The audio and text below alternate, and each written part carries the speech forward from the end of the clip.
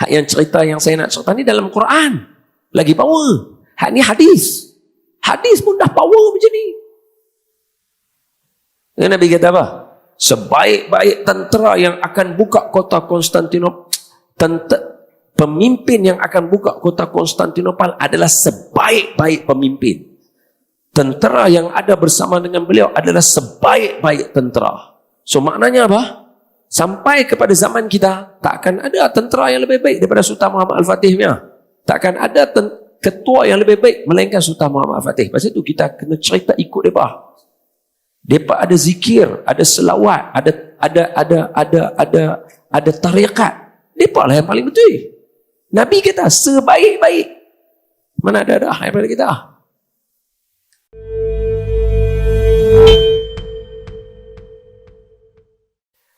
Assalamualaikum warahmatullahi wabarakatuh.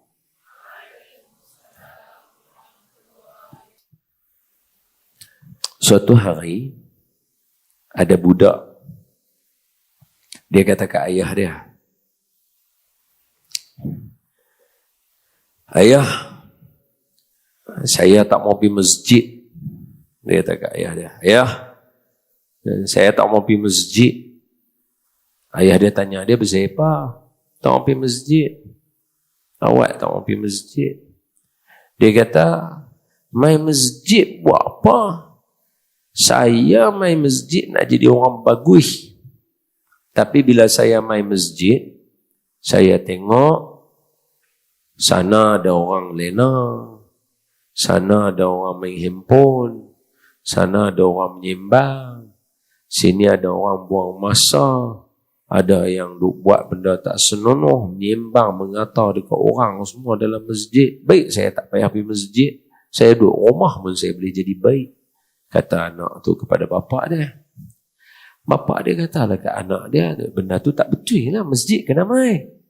Jadi bapa dia kata dekat anak dia, dia kata, "Wahai anakku, baik, betul kalau kamu tak mau pergi masjid, malam ni sembahyang Aisyah, bawa cawan ni. Cawan yang ayah tuang bagi penuh ayak ni, bawa pergi masjid. Kalau ayak ni tak tumpah, kamu pergi, ayak tak tumpah, balik rumah ayak tak tumpah, letak balik dekat atas meja, esok subuh tak payah pergi masjid dah." Ayah dia kata macam tu kat dia. Anak dia kata senang. Anak dia kata boleh. Anak dia bawa, pegang cawan ni, jalan keluar rumah, pegang, jalan. Pelan-pelan, mesti sampai punya. Jalan, sampai, dia letak di semayang sunat dekat belakang. Dia angkat balik cawan ni, dia jalan, dia letak dekat soft depan. Dia semayang, Allahu Akbar. Habis dia semayang, dia pegang balik cawan ni, dia nak balik dah ni, nak semayang sunat balik dah. Tak boleh lagi tumpah sikit tak boleh. Pergi belakang tepi tu, dia letak cawan ni, dia semayang sunat ba'diyah pula. Habis ba'diyah, dia pegang betul-betul cawan ni, dia jalan elok-elok, pelan-pelan balik sampai rumah. Lambatlah dia sampai rumah, jaga tak bagi tumpah. Esok tak payah pergi semayang subuh dah, pergi semayang kat rumah. Sampai dia bagi salam, "Assalamualaikum." Dia bagi salam, "Waalaikumsalam." Ayah dia jawab. Ayah dia balik awal dah, dia baru nak sampai. Dia sampai. Ayah dia kata, "Kamu sudah pulang?" Dia kata, "Saya sudah pulang." Ayah dia kata, "Kalau macam tu, ayah nak tanya soalan." Dia kata, "Ayah nak tanya apa?" Ayah dia kata, "Nak tanya satu soalan." Anak dia kata, "Saya dah tahu dah. Ayah nak tanya tumpah ke tak ayak ni? Saya nak bagi tahu, ayak ni tak tumpah." Oh, dia cakap macam tu ke ayah dia. Ayah dia kata, Bukan nak tanya tu." Lepas tu dia tanya ke ayah dia, "Habis nak tanya apa?" Ayah dia kata, "Tadi masa pergi masjid, berapa ramai orang yang tidur di masjid?" Ayah dia tanya dia. Kan tadi dia kata dia tak pergi masjid pasal sini orang tidur, sini orang main game. Ayah dia tanyalah, "Tadi pergi masjid sembahyang Aisyah tadi, berapa ramai orang yang tidur?" Dia jawab. Dia kata, "Alamak, tak dan tengoklah ayah. Dia kata macam tu. Ayah dia kata, habis tu berapa ramai yang menyembang? Tak dan tengoklah ayah. Berapa ramai yang menghimpun? Tak dan tengoklah ayah. Ayah dia kata, berapa ramai yang menyembang, buang masa? Tak dan tengoklah ayah. Ayah dia kata, kenapa tak dan tengok? Dia kata, ni saya kalau mata saya tengok tempat lain, saya jalan tumpahlah ayah ni. Maka ayah dia kata, itulah yang aku nak ajak kamu, wahai anak aku. Kalau kamu main masjid, sibuk menjaga diri kamu. Main masjid, tahu nak duduk buat apa. Nak semayang sunat, nak zikir banyak. Kamu takkan sempat tengok salah orang lain. Ni pelajar tahfiz kena dengar benda ni. Kita hafal Quran, tahu-tahu kita yang kuat mengumpat. Kacau. Saya berani kata. Sebab saya orang katalah macam mana pun, Wahbi ke siapa ke kata, saya sikit tak boleh. Betul Ustaz? Tok Imam. Saya tak boleh. Sebab tu saya berani cerita ni. Kalau kita main masjid sibuk perbaik diri kita, kita takkan sempat tengok, oh dia ni masalah, dia ni salah. Sama macam kita masuk belajar juga. Kalau kita masuk tahfiz, kita masuk sebab kita nak perbaik diri kita. Aku nak hafal Quran, aku nak jadi lagi bagus. Aku kalau semalam aku hafal satu muka surat, hari ni aku nak hafal 2 muka surat. Kalau minggu lepas aku hafal 1 makro, hari ni aku nak hafal 2 makro. Kalau kita sibuk buat macam tu, kita tak ada nak sempat tengok, dia ni tak pandai, dia ni bodoh, dia ni tak buat, dia ni pun tak hafal, ni pun kita tak dan tengok. Pasal apa? Kita sibuk jaga diri kita macam mana ayat ni tadi jaga. Sama juga. Ambil ayat yang sama juga. Kalau kita sibuk masuk tahun baru, kita sibuk diri kita untuk fikir macam mana nak perbetul diri aku jadi bagus. Kita masuk tahun baru, kita takkan sempat nak mengata dekat artis ke, nak mengata dekat ustaz lain ke, nak mengata, takkan sempat. Pasal apa? Tak, lagi 10 hari dia lagi. Dah nak masuk Muharram. Zulhijjah punya amalan tak ada buat. Muharram pula perancangan tak dan buat. Bila nak khatam Quran, berapa juzuk nak mengulang sehari tak dan buat. Tak dan tulis apa pun. Masih sempat lagi untuk mengata ke orang. Nampak? Jadi kalau kita mai dalam keadaan sibuk perbaik diri kita, sama macam majlis hari ni. Kalau kita mai hari ni, kita sibuk duduk dengar untuk nak perbaik. Tak mana aku boleh dapat ilmu. InsyaAllah kita tak akan sempat untuk nak tengok benda-benda yang tak elok. Kawan ni tak betul ke? Ini tak kena ke? Jaga cerita ni. Hari ni saya akan ada banyak cerita. Saya akan cerita kat semua. Hari ni boleh ambil pengajaran banyak. Baik. Azam. Dalam Quran azam tak banyak. Dalam Quran zakat. Jangan kata solat. Solat banyak. Zakat. Zakat saja dalam Quran ada 32 kali. Zakat. Kalimah zakah, zai, kaf, waw. Dalam Quran ada 52 kali. Tapi yang membawa maksud kata terbitan zakat, zai, kaf, waw, ta marbutah, zakat. Zakat 32 kali. Yatim, anak yatim. Dalam Quran ada 23 kali. Yatim dalam Quran. Mungkin ada anak yatim di sini apa saya tak tahulah, minta maaf lah, tapi saya sebut ya. Yatim, yatiman tu dalam Quran, yatim ada 23 kali. Azam dalam Quran ada 8-9 kali sahaja. Tak banyak. Tak banyak. Dan semua azam yang ada dalam Al-Quran merujuk kepada maksud keinginan yang bersungguh-sungguh. Contoh ayat dia, فَإِذَا عَزَمْتَ فَتَوَكَّلْ عَلَى اللَّهِ. Bila kamu dah betul-betul bersungguh-sungguh nak dah buat sesuatu, nak saja tu sedikit kita cerita, dia nak macam mana, dia bukan boleh nak saja. Dia ada benar nak kena cerita, tapi keinginan nak sangat-sangat tu, nak tu ada, insya-Allah kamu tawakal, kamu pasti akan dapat. Jangan takut. Tu dia punya cerita dia. Baik. Sekarang kita faham azam, dia mesti keinginan yang tinggi. Ada keazaman yang tinggi. Saya nak yang ni. Saya nak buat macam ni. Contoh. Ni contoh saja. Contoh. Dia tak termasuk dalam senarai yang kita kata tadi. Allah mengaku mereka ni paling terror, berazam. Azam mereka power. Kita tak masuk yang tu lagi. Ni contoh dulu orang yang ada azam kuat.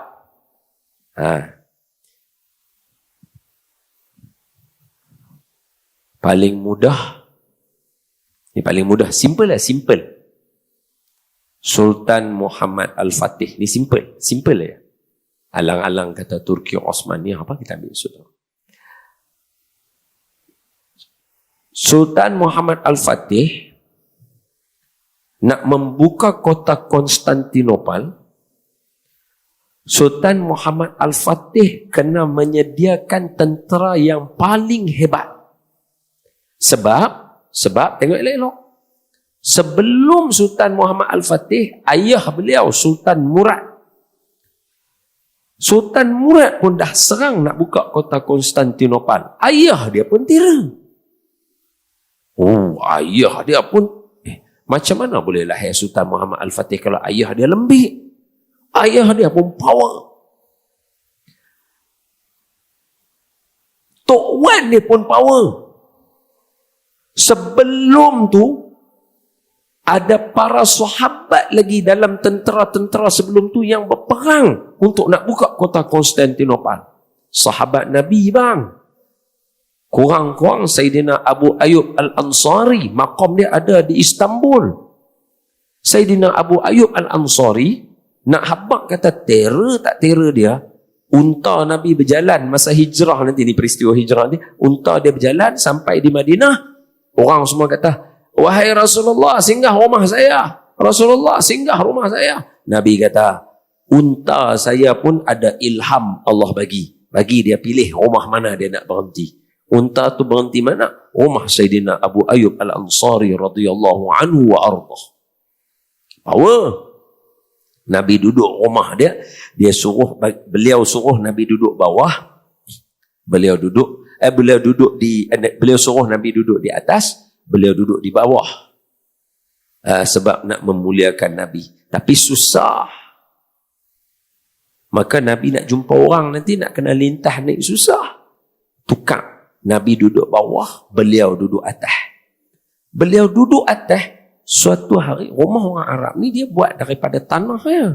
Dia buat daripada tanah, kepai, bubuh sikit adalah ramuan-ramuan itu, jadi lantai, jadi, ini dia ambil pelepah tamar, dia letak lagu tu, dia penyek dengan apa tanah liat bagi jadi elok lagu tu. Lama-lama dia kerah, bolehlah berjalan atas dia. Buat lagu tu. Kalau siapa nak pergi tengok rumah lama, pergi daripada Madinah nak pergi ke peperangan Badar. Ada satu kawasan dia panggil Huzaimi. Tang situ ada perkampungan lama. Boleh tengok pintu dia sekerat dia, kecil je. Rumah dia kecil-kecil je sebab nak bagi tak mau terlalu panas. Tak mau bagi dia ada dia punya cara structure dia. Boleh pergi tengok. Bila jadi tanah lagu tu, suatu hari dia duduk kat tingkat atas, terlanggak bekas air jatuh dekat atas lantai. Nanti dia serap turun kat bawah menitik kat Nabi. Dia ambil baju di selendang dia pedap atas tu. Basahlah selendang dia, tak baik kena kat Nabi. Malam tu dia tidur kesejukan, tak ada selimut. Tu. Macam tu punya sahabatnya terror macam tu. Dalam semua peperangan dia join. Pergi buka kota Konstantinopel pun, tim tu masih tak berjaya. Sultan Muhammad Al-Fatih, dia kena ada betul-betul keinginan yang tinggi baru dia boleh buat. Itulah dia bagi kat tentera dia. Tak sama macam kita. Kita, ustaz panggil Qiyamul Lail pun jalan lembik ke tu. Okey, malam ni ada Qiyamul Lail. Wahai kita hafal Quran. تتجافى جنوبهم عن المضاجع يدعون ربهم خوفا وطمعا. Semua apa surah Sajadah. Ini jangan lupa lah, saat lagi kita nak ada buat majlis korban, kita ada sembelih lembu lah apa semua, tolonglah bahagi daging. Hang api aku tak mau tolong. Kita hafal Quran kata siapa tolong orang bergui. Hadis kita hafal khairun nas anfa'uhum linnas. Dia bukan macam kita. Sultan Muhammad Al-Fatih dia kata apa? Wahai tentera, malam ni kita ada strategi. Tengah malam orang tidur, kita akan angkat kapal naik atas bukit. Abang, kapal bukan kecil ya. Bukan Lego. Ni kapal perahu besar ni. Bahtera. Dalam bahtera tu, meriam besar-besar gitu. Meriam tu sat lagi, dia letak dia punya sumbu dia tu bakar tu, kedum tu, dia pi tu, pum, pecah, dinding pecah. Takkan meriam besar tu. Bukan macam dekat Eva Musa hak kecil tu. Ni meriam atas perahu. Kalau meriam tu panjang lagu tu, besar lagu tu, perahu besar mana? Besar. Sultan Muhammad Al-Fatih bagi arahan dia kat tentera dia. Tunggu, malam ni kita ada strategi. Apa? Kita akan angkat kapal kita bukan sebiji, 10 biji. Kita angkat naik bukit. Orang lain lena. Lampu lilin padam bagi gelap. Orang lena. Depa tu dia angkat kapal. Naik bukit, bukan jalan lagu tu. Jalan lagu ni. Naik. Esok pagi orang-orang di Konstantinopel tu, esok pagi bangun tu dia penuh perahu dalam Lion Horn punya laut tu, ada dah standby. Suruh menyerah tak mau, bum, tembak. Berapa jam? Tengah malam, esok subuh. 5-6 jam aja settle angkat kapal. Bagi kita mampu. Suruh buang sampah pun tak mau.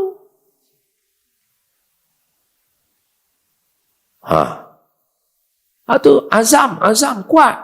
Baik. Ni cerita aja Ustaz, tak masuk tajuk ni, tak cerita lagi azam yang Allah puji. Yang Allah puji depa ni lagi dahsyat. Hak ni lain. Ni Sultan Muhammad Al-Fatih ya. Hak yang cerita yang saya nak cerita ni dalam Quran. Lagi power. Hak ni hadis. Hadis pun dah power macam ni. Nabi kata apa? Sebaik-baik tentera yang akan buka kota Konstantinopel, pemimpin yang akan buka kota Konstantinopel adalah sebaik-baik pemimpin. Tentera yang ada bersama dengan beliau adalah sebaik-baik tentera. So maknanya apa? Sampai kepada zaman kita, tak akan ada tentera yang lebih baik daripada Sultan Muhammad Al-Fatih punya. Tak akan ada ketua yang lebih baik melainkan Sultan Muhammad Al-Fatih. Pasal itu kita kena cerita ikut mereka. Mereka ada zikir, ada selawat, ada tarikat. Mereka lah yang paling betul. Nabi kata sebaik-baik. Mana ada daripada kita? Macam mana kita nak buat sesuatu yang di sebalik yang lebih baik? Tak boleh, tuan, mana boleh. Ni hafal Quran. Nak jadi sebaik-baik pelajar hafal Quran, kena ada zikir, kena ada ni. Pasal apa? Tu je contoh yang ada. Tengok.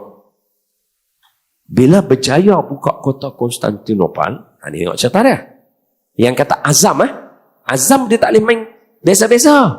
Azam dia bukan boleh kira, insya-Allah semua yang menghafal Al-Quran, kalau semayang 5 waktu cukup, insya-Allah khatam dia. Tak boleh. Betul Ustaz Imam lah? Tu bukan azam. Semayang 5 waktu, acik-acik belakang semayang 5 waktu. Pakcik-pakcik belakang semayang 5 waktu. Ni, dengar ni. Tentera terbaik ni macam mana dia punya ukuran dia? Ni. Bila berjaya buka kota Konstantinopel, dia dapat gereja yang paling besar ketika tu. Nama gereja tu adalah Hagia Sophia. Hagia Sophia. Ricau tu besar. Jadi bila dah dapat, mesti kena ada imam. Siapa nak jadi imam? Maka dah berjaya dah sorak dah Allahu Akbar semua. Sultan Muhammad Al-Fatih panggil semua. Penuh tentera dia sini. Ini masa ni saja abang lah. Sultan Muhammad Al-Fatih punya apa istilah dia? Izzah dia punya power dia. Semua orang yang ada dekat situ dan negara-negara keliling punya takut dengan dia. Masa ni tahu umur dia berapa? 21. 21. Umur dia. Sultan Muhammad Al-Fatih yang dia buka, dia panggil tentera dia masa tu. Satu riwayat kata 100,000, satu riwayat kata 150,000, satu riwayat kata ada 200,000. Tak apalah, kita ambil tengah-tengah 150,000. Bayangkan tentera dia saja 150,000. Bila dia berjaya saja, semua negara lain bila kata siapa nak jumpa, Muhammad the Second. Dia Muhammad Al-Fatih. Al-Fatih tu sebab dia buka kota Konstantinopel, nama dia Muhammad saja. So Muhammad the Second sebab Tok Wan dia ada nama Muhammad. So siapa nak jumpa? Muhammad the Second. Ui, orang takut. Tapi Sultan Muhammad Al-Fatih yang semua orang takut dengan dia takut nak jumpa dengan ustaz dia. Itu ciri-ciri pertama orang yang berjaya. Orang yang hormat guru dia. Tak hormat guru, tak ada. Sembang ni cek. Pakcik dah hidup 40 tahun. Pakcik jumpa semua orang yang biasa duk buat perangai tak hormat guru. Tak ada seorang pun yang pakcik jumpa berjaya. Tu je pakcik abang. Walaupun kita rasa kita pandai daripada guru kita. Mungkin suara kita lagi sedap daripada guru kita. Kita rasa. Itu ujian kita. Allah nak tengok hang tara mana. Sultan Muhammad Al-Fatih, dia conquer dunia masa tu. Tapi dengan ustaz dia, dia cukup takut. Orang lain semua takut dengan dia. Dia cukup takut dengan ustaz dia. Oh, dahsyat. Ini merendah diri. A1 ni. Oh, dahsyat. Macam mana kita nak ikat azam kita jangan tak jadi. Macam mana nak duduk di dalam pelajar tahfiz, nak jadi orang yang bekerja, nak jadi seorang ibu yang membina keluarga, anak nak menghasilkan anak-anak yang elok. Macam mana nak ikat azam tu supaya jangan pergi jauh sangat, jangan rosak. Ada kaedah dia, Allah sebut melalui kisah-kisah. Ada setengah orang dia gelak kat kita kalau kita suka cerita kisah. Dia kata, asyik duk cerita kisah aja ni, semua suka penglipur lara. Dia suka kata lagu tu. Kita kata hampa teruk tak mengaji Quran. Ayat Quran jelas tu. Baca sikit. Faqsusil qasasa la'allahum yatafakkarun. Allah sebut dalam Quran. Ceritakan kisah kepada orang. Kerana kisah ini dia akan mengembangkan minda orang jadi pandai. Allah sebut dalam Quran. Faqsusil qasasa la'allahum yatafakkarun. Betul ke saya baca ayat Quran? Nampak macam tak setuju ya? Ke saya baca Bible? Faqsusil qasasa la'allahum yatafakkarun. Ceritakan, kisahkan kepada orang tentang kisah-kisah hebat ni. Kerana dia akan mengembangkan minda kita. Bagi orang berfikir jadi hebat. Ni. Bukan saja-saja. Quran yang suruh. Itu. Alhamdulillah. Daripada kisah yang kita dah ambil. Pertama tadi kita bagi tahu. Nak jadi orang yang bagus. Sebelum nak pergi azam. Diri kita, jaga diri kita. Kalau kita tak jaga diri kita, kita pita mana pun kita jadi tak berguna. Sebab asyik tengok orang tu buat salah, orang ni buat salah, rumah orang ni tak betul, rumah orang ni tak betul, sampai sudah kita tak betul. Jadi dengan semangat aku main nak jadi orang bagus, nak perbetul diri aku, maka kita pun ambil kisah yang pertama, pengajaran dulu. Siapa dia? Orang yang ada azam yang tinggi, contoh paling dekat dengan kita, iaitu Sultan Muhammad Al-Fatih. Boleh nak cerita Imam Syafi'i? Boleh. Tapi cerita tu semua dah famous. Saya cerita yang jarang-jarang orang dengar lah. Macam mana azam kuat sangat Sultan Muhammad Al-Fatih? Apa Sultan Muhammad Al-Fatih buat yang menggambarkan azam dia kuat sangat nak buka kota Konstantinopel? Dah berjaya pun. Macam mana dia buat tentera-tentera dia? begini. Tengok elok-elok. Tengok elok-elok. Lepas buka kota Konstantinopel, ada satu gereja nama Hagia Sophia. Gereja ni cantik. Hagia Sophia ni cantik. Saya baru balik je Ustaz. Saya pergi sana 10 hari. Saya pergi ziarah. Saya pergi ke tepi, ke tempat yang tak jumpa orang Melayu. Ya. Saya pergi dekat satu perkampungan Rize. Saya naik ke Tribe Zone. Saya masuk ke Sofron Bolu. Saya berjalan terus. Saya pergi ke Uzungul. Lepas tu saya masuk terus pergi baru sampai ke Istanbul. Wah, kawasan dia cantik. Tengok. Saya pergi ke masjid anak Sultan Muhammad Al-Fatih. Sultan Biajid. Tapi saya ada kenal satu orang kat Malaysia. Nama dia dekat macam tu. Don Daniel, Don Biajid ke apa nama dia. Ada seorang. Saya tak tahu lah. Dia kata terror juga dia tu. Saya pun tak tahu lah. Anak Sultan Muhammad Al-Fatih namanya Sultan Biajid II. Sebab Tok Wan ni ada seorang nama Biajid juga. Bayazid. Dia panggil Bayazid. Kita panggil Biajid. Macam ni lah. Juraij. Biasa dengar Sultan Juraij. Juraij satu sebutan. Juraij satu lagi sebutan. Zuraiq. Nampak dia sebut beza. Arwah Datuk Arunin sebut yang tu. Dia arwah Tuan Guru masa cerita pasal Juraij kat kami, dia sebut begitu. Pada kisah Juraij, arwah Tuan Guru buat begitu, lepas tu Tuan Guru kata. Atau orang sebut juga Zuraiq. Dia sebut begitu.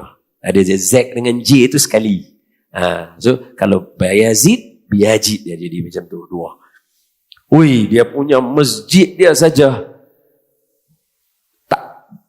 Masjid depa dekat kawasan gunung. Anytime boleh berlaku gempa bumi. Nak masuk masjid dia, ada ni masjid ni lama ni, ratus tahun lah. Dia ada apa panggil? Gempa bumi punya indikator. OSH dia ada Occupational Safety and Health. Kita ambil wudu, tangan kita basah. Kita nak masuk pintu utama masjid dia ada satu silinder buat daripada marmar. Dia punya dinding putih macam ni. Dia punya tiang dua yang safety tu warna hijau. Hijau gelap. Jadi bila kita nak masuk, Tok Imam lah selalu main awal, Tok Bilal nak azan.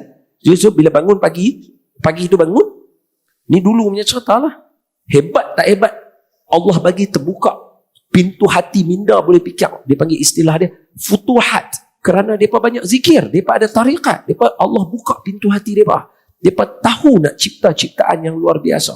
Jadi Tok Bilal bila nak masuk azan, bangun pagi-pagi, tak tahu ada gempa bumi ke, selamat tak selamat. Jadi Tok Bilal akan masuk ambil uduk, dah ambil uduk nak masuk ke masjid, tangan dia basah.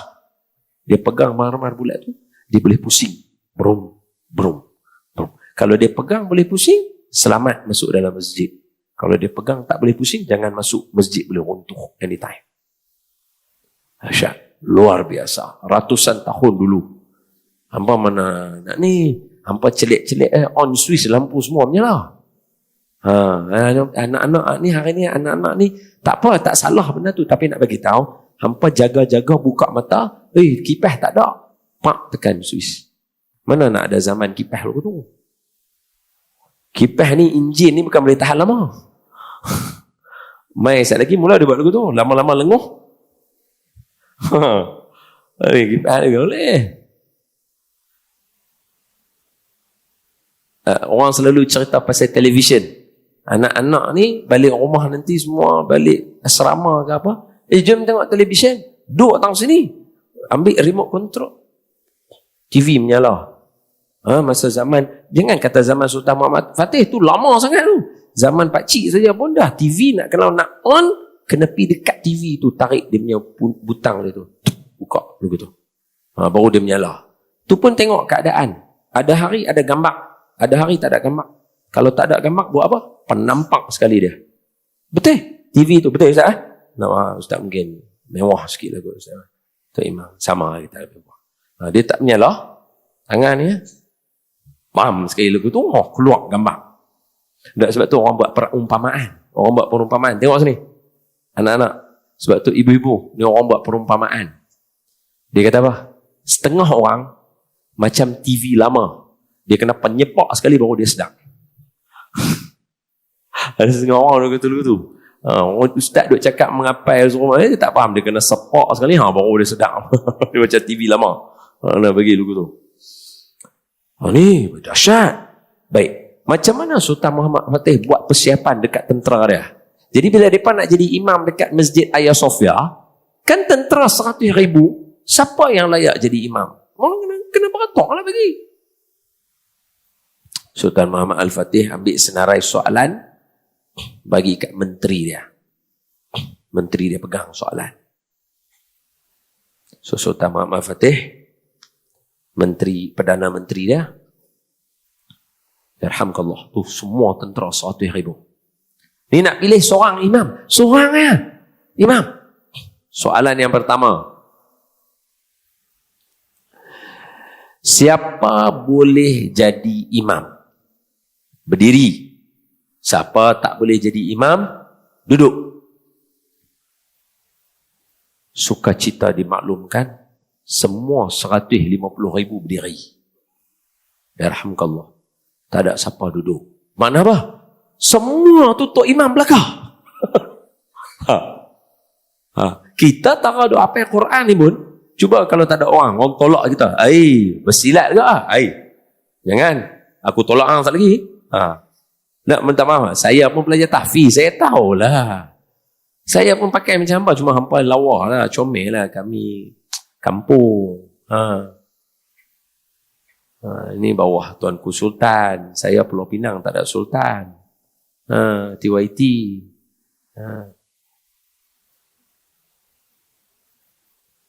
Soalan kedua.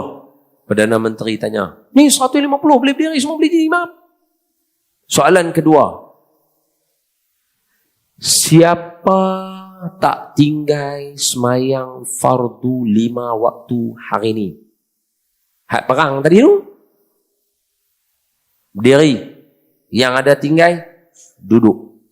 150,000 berdiri. Tara perang lagu tu semayang tak tinggal. Kita berperang-perang tak tinggal. Tinggal semayang. Mereka waktu perang tak tinggal semayang. Kita, berperang nak suruh semayang. Punya susah. Memang tak masuk kategori dah ni. Kita ni tak masuk dah kategori. Bila tengok semua pakat berdiri, soalan jadi koi susah. Soalan ketiga. Siapa dari akil baligh? Maknanya daripada umur 13 tahun. Daripada umur 13 tahun. Silat-silat geng-geng ni kan geng-geng badan hagam besar. Umur 10 tahun dah balik apa masa zaman tu kan. Maknanya daripada umur 10 tahun, daripada 13 tahun, sampai kepada hari kejadian tu, ada yang 40 tahun. Macam Sultan Muhammad Al-Fatih, 21 tahun. So kalau 13 tahun sampai 21, 8 tahun. Tu soalan tu. Soalan dia apa? Dari akil baligh sampai kepada hari ni, siapa yang tak pernah tinggal semayang 5 waktu berdiri? Siapa yang tinggal semayang 5 waktu duduk? 150 orang semua berdiri. Tu dia. Tu kata azam. Maknanya apa? Hampa bagi ke aku 8 tahun pun aku tak akan tinggal semayang. Kita. Bukan 8 tahun. Baru balik rumah 5 minit. Lena tak bangun dah. Kacau. Lepas tu sembang. Ya Allah, saya nak masuk syurga jiran dengan Rasulullah. Ya Allah. Malaikat. Malaikat. Tu 150. Takkanlah semua jadi imam sampai jadi makmum. Soalan keempat. Lagi susah. Siapa daripada akil baligh sampai kepada hari kejadian? Ingat. Ada yang umur dia 20 tahun. Ada umur 40 tahun. 30 tahun. Maknanya jarak umur 8 tahun, 10 tahun, 20 tahun. Umur tu, 20 tahun tu. Umur. Jarak dia daripada soalan dia tanya akil baligh sampai hari tu. Ditanya apa? Siapa yang dari akil baligh sampai hari pembukaan kota Konstantinopel tidak tinggal semayang berjemaah berdiri. Yang tinggal duduk. 150,000 semua berdiri. Itu dia. Ni kata azam. Ini baru azam. Pasal itu dia boleh buka kota Konstantinopel. Pasal itu dia boleh kata dekat dia punya tentera apa? Ni malam ni kita angkat kapal. Tentera dia tak ada seorang pun kata, Ustaz boleh buat lain tak? Asal macam tak boleh lah.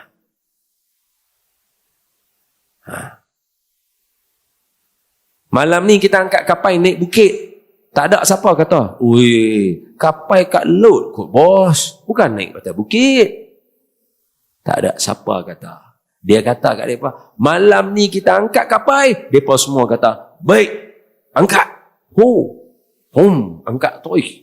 Tak tunggu 6 jam settle. Jangan buat pasal geng-geng ni. Saya baca tu rasa macam nak tutup. Pasal tak tahan tengok macam ni. Awat aku teruk sangat ni.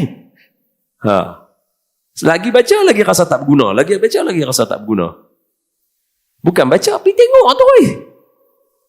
Pergi tengok tu duduk menung. Kami duduk dekat Masjid Sultan Biajid tu. Kami lari awal. Kami pergi awal. Sebelum subuh kami pergi dah. Kami duduk atas bukit. Turun naik teksi. Turun. Duduk bawah. Daripada subuh pukul 5 sampai pukul 7.30 pagi. Duduk tang tu. Duduk dengar. Duduk tengok cerita. Duduk baca. Duduk dengar cerita ni. Dia punya orang lama yang duduk kat masjid tu duduk cerita dekat kami. Kami duduk dengar cerita satu. Antara benda yang tarik perhatian saya dekat masjid tu, Ustaz, Quran Sayyidina Muawiyah bin Abi Sufyan ada simpan dalam masjid tu. Alamak. Kita orang Quran, dengar Quran para sahabat ada dalam tu. Rasa nak pegang cium, tapi tak boleh. Dia tak bagi tunjuk. Dia amanah. Dia bagi tahu je, tapi dia kata, "Saya minta maaf, tak boleh tunjuk. Ni bukan benda yang saya boleh tunjuk. Saya bagi tahu ni pun rasa bersalah." Dia kata begitu. Dahsyat betul lah geng-geng ni. Soalan yang kelima. Lagi teruk. Hak tadi tu teruk dah. Ni lagi teruk. Apa dia? Siapa daripada akil baligh sampai hari kejadian yang tak tinggal semayang tahajud berdiri, yang tinggal semayang tahajud duduk, 80,000 berdiri, 70,000 duduk. Tu bang, 80,000 bang. Maknanya apa?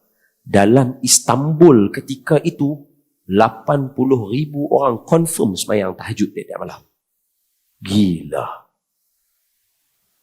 Kita 80 orang confirm tak semayang. Memang tak jadi. Memang tak jadi. Jangan buat pasal. Tuan-tuan, ibu-ibu, ayah-ayah, abang-abang, anak-anak tahfiz, yang ni azam. Yang ni azam. Belum lagi saya cerita orang yang Allah iktiraf azam. Siapa dia? Allah sebut dalam Quran. Allah gelarkan mereka kumpulan yang hebat berazam. Sultan Muhammad Fatih ikut mereka. Pasal itu jadi terror. Apa dia? A'udzubillahi minasyaitonirrajim. Fasbir kama sabara ulul azmi minar rusul. Sabarlah kamu seperti Rasul ulul azmi. Siapa dia? Rasul ulul azmi. Rasul yang paling kuat keazaman mereka. 5 orang. Nabi Nuh, Nabi Ibrahim, Nabi Musa, Nabi Isa, dan Nabi Muhammad sallallahu alaihi wasallam wa salawatullahi wa salamuhu alaihim ajma'in. Ini dia. Nabi Yunus, minta maaf, bukan beza untuk bergaduh atau menghina, tidak. Kita masih pegang juzuk 3. Kepala juzuk 3. Tilkar rusulu faddalna ba'dahum ala ba'd. Minhum man kallama Allah wa rafa'a ba'dahum darajat. Itu pegangan kita. Apa dia? Itu syok dengan budak tahfiz. Mengulang syok. Dia ajar.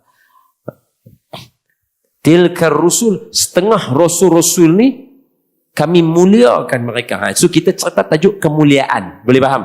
Bukan menghina Nabi. Sebab tu ujung juzuk 1, amanar rasulu bima unzila ilaihi min rabbihi wal kullun amana billahi wa malaikatihi wa kutubihi la nufarriqu baina ahadim min rusulih wa qalu sami'na wa ata'na ghufranaka rabbana. Okey, Allah apa kata? La nufarriqu baina ahadin min rusulih. Jangan bezakan antara nabi aku. Kita tak beza yang tu. Kita nak cerita kemuliaan juzuk 3 tadi. Boleh faham?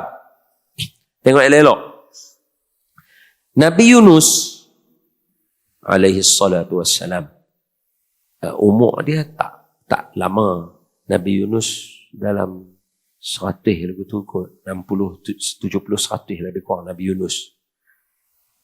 Nabi Yunus yang boleh pergi merajuk tu, terjun dalam laut, ikan poh makan, simpan dalam perut tu. Sebab apa? Ibu, Nabi Yunus bercakap dengan umat dia 30 tahun. Had masuk Islam 2 orang. Lah, 30 tahun bercakap 2 orang masuk Islam. Kalau kita pun fed up. Dia panggil istilah hari ni koyak. Lah, sekali ceramah, kawan ni lena, kawan ni tak dengar. Kawan ni tak dengar, kawan ni lena. Duduk main dua tu. Dua-dua tak main, tak ada. Cakap seorang-seorang. 30 tahun, ajak orang masuk Islam, 2 orang yang masuk. Koyak, pergi terjun. Nabi Nuh 900 tahun berdakwah. Hak masuk Islam 90 orang. 80 orang kalau ikut betul-betul lah. 80. Maknanya apa? 10 tahun dakwah, seorang masuk Islam. Umur 900 tahun ajak orang ni, bukan orang jahat. Nabi Nuh jahat tak mana? Nabi Nuh mulut doa tak makbul kan? Doa tak makbul apa? Dia angkat tangan, Rabbi la tazar fil ardi minal kafirina dayyara. Banjir satu dunia. Doa tak makbul apa dia? Tapi Allah uji Nabi Nuh. Hang kena dakwah 950 tahun. Yang ikut hang hanya 80 orang saja. Kalau suruh hampa buat lagu tu, tak ada lah. Esok jumpa kat cokit gila. Mering duk lagu tu, ketar lagu tu. Tapi dia boleh maintain, tak koyak, tak ada apa. 950 tahun aku buat dakwah kata la ilaha illallah, la ilaha illallah 950 tahun. Hampa main kat aku 80 orang pun tak apa, aku tetap buat juga. Itu baru orang yang ada azam, power. Rasul ulul azmi. Jadi macam mana cara nak berazam? Nombor 1, mesti kena ada kesungguhan, determination. Nombor 2, mesti kena ubah. Dia panggil rejuvenate, dalam bahasa Inggeris dia panggil rejuvenate. Kena ubah. Ubah ni dia tak seronok. Ubah tak akan seronok. Dia lah dulu tak baca Quran tiap-tiap hari, lah ni baca Quran tiap-tiap hari. Kan tak apa nak seronok, susah. Dulu tak hafal Quran, dulu tak kena marah sebab tak bangun awal, tak bangun malam. Tak ada, boleh lena kat rumah. Lah ni masuk-masuk tahfiz, main jadi orang masjid apa semua. Kena hayun lagu tu. Penat. Tapi tengoklah, hampa akan jadi orang yang hebat. Dia kena ubah. Yang ketiga, ni paling penting. Dan penutup hari ni punya cerita. Habis iaitu suasana. Abang, tuan-tuan yang saya muliakan. Abang, Tafiz, tengok saya ni. Suasana penting. Suatu hari, ada seorang ayah. Sebab bila kita nak berubah, kita kena ada suasana. Kalau tidak, macam mana hadis Nabi Habakak yang bunuh 99 orang tu? Yang dia bunuh 99 orang tu, dia bertanya, Allah terima tak taubat saya? Ni hadis sahih. Saya bunuh dah 99 orang, Allah terima tak taubat saya? Lelaki tu kata, Allah tak terima tak taubat kamu. Dia ambil pedang, pancunglah kawan ni, tak mendengar dia cakap. Mati, orang yang ke-100. Dia bunuh dah 100 orang, dia pergi jumpa dengan orang alim. Dia tanya, taubat saya terima tak? Saya dah bunuh orang yang ke-100, baru tadi saya bunuh. Dia kata pasal apa pula? Tak terima. Allah mesti terima punya. Tapi dengan satu syarat. Tak boleh duduk sini. Sebab kamu dah dikenali sebagai pembunuh. Kamu kena pergi berhijrah ke tempat lain. Nampak? Suasana penting. Itu hadis sahih. Elok dia pi. Belum sampai lagi. Dah masuk syurga dah. Pasal apa? Azam kuat. Pindah suasana baru. Betul pelajar-pelajar tahfiz. Dengar sini elok-elok. Saya nak bagi tahu. Saya bukan nak kata, eloklah kamu main kat tahfiz ni, bagus. Tak, saya tak mau kata lagu tu. Saya nak kata, pilih kawan elok-elok. Dia menentukan kamu masa depan sama dia. Kan Nabi ajak dalam hadis, nak tengok masa depan kita, tengok siapa kawan kita. Macam ni cerita dia.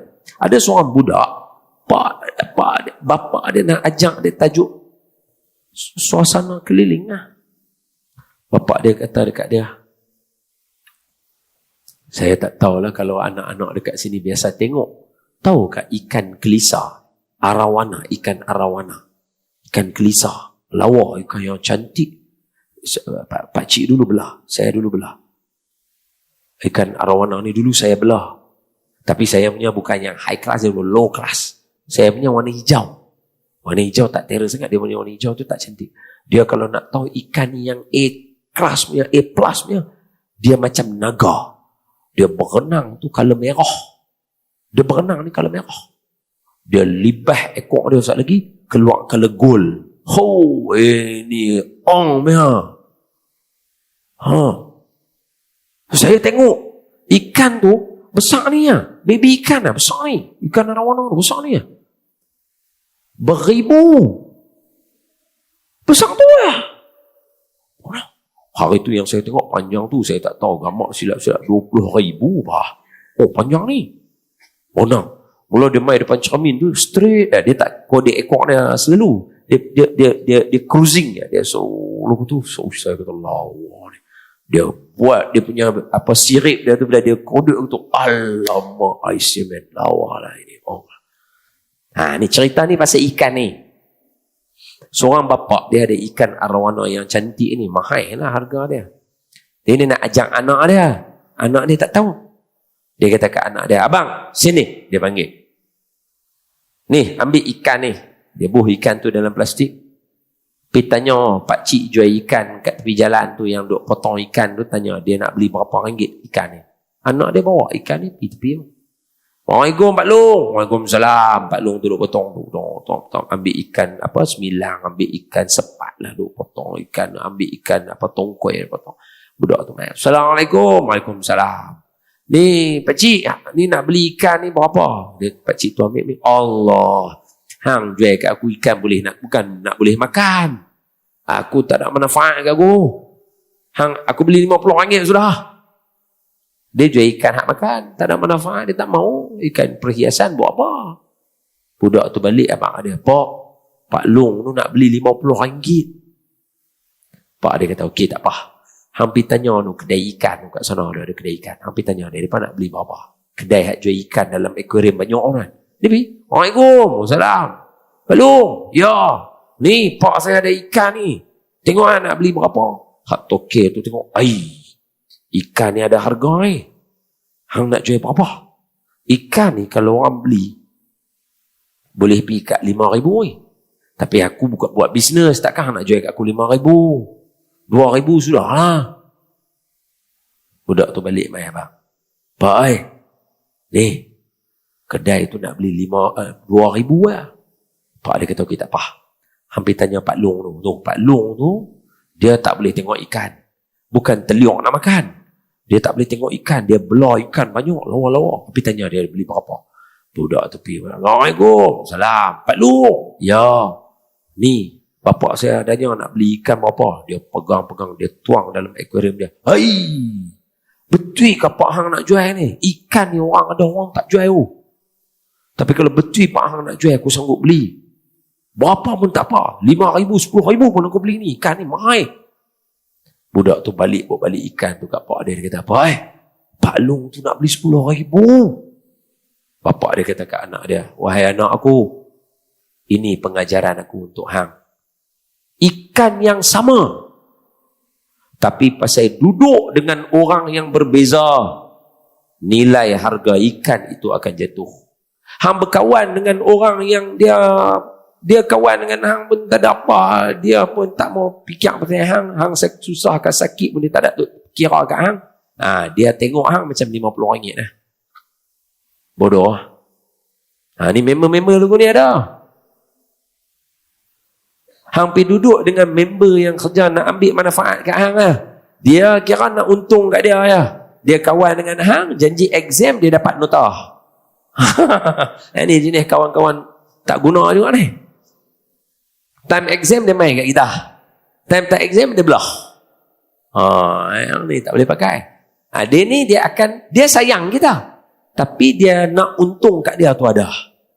Tapi kalau hang kawan dengan orang yang sayang kat hang, macam Pak Long tadi, dia tengok ikan, dia sayang kat ikan tu, dia akan menganggap diri hang terlalu berharga. Ni, sebab tu suasana penting untuk bentuk seseorang. Pilih kawan elok-elok, kawan nak murajaah, kawan nak mulang. Semoga ada kebaikan. Ampun maaf daripada saya. Aqulu qawli hadha wa astaghfirullahal azim li wa lakum. Assalamualaikum warahmatullahi wabarakatuh.